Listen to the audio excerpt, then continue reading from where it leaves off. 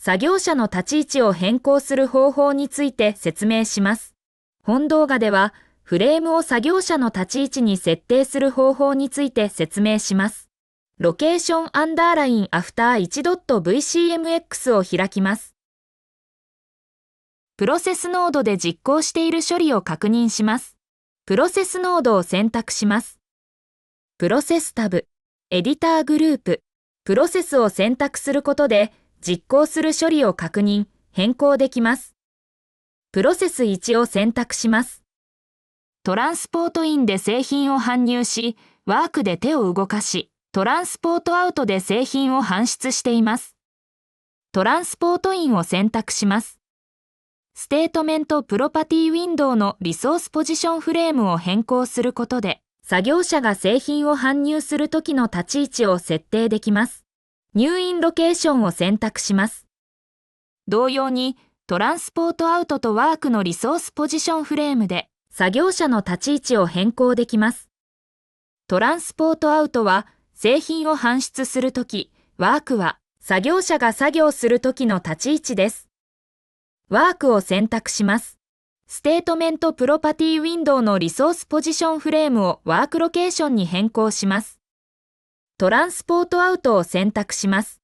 ステートメントプロパティウィンドウのリソースポジションフレームをニューアウトロケーションに変更します。シミュレーションを実行します。設定した位置で製品を搬入し、作業し、搬出していることがわかります。シミュレーションをリセットします。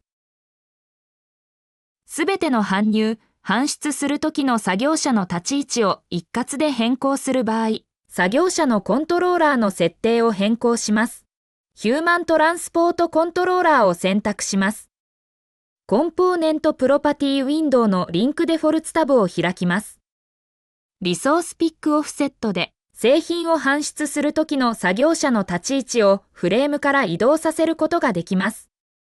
XYZ 軸方向の距離を設定します。フレームの XYZ 軸が基準となります。X に500と入力します。リソースプレイスオフセットは製品を搬入するときの作業者の立ち位置を示す相対座標です。Y と Z に1000と入力します。シミュレーションを実行します。すべての作業場所で製品を搬入するとき、搬出するときの作業者の立ち位置が変化したことがわかります。シミュレーションをリセットします。作業者の立ち位置を個別に変更します。エディターグループのフローを選択し、製品の搬送経路を表示します。3D ワールドに表示されている矢印が製品の搬送経路を表します。矢印のことをトランスポートリンクと言います。トランスポートリンク上のアイコンは製品の搬送方法を表します。フィーダープロセスとプロセスノードの間のトランスポートリンクを選択します。プロパティウィンドウにリソースピックオフセットとリソースプレイスオフセットがあります。デフォルトでは変更できませんが、Use Custom Parameters にチェックをつけることで変更が可能になります。Use Custom Parameters で変更可能になるプロパティのデフォルト値をヒューマントランスポートコントローラーのリンクデフォルツタブで設定しています。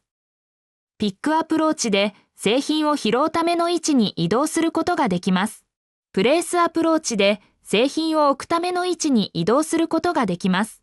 リソースピックオフセットでフィーダープロセスから製品を搬出するときの作業者の立ち位置を移動させることができます。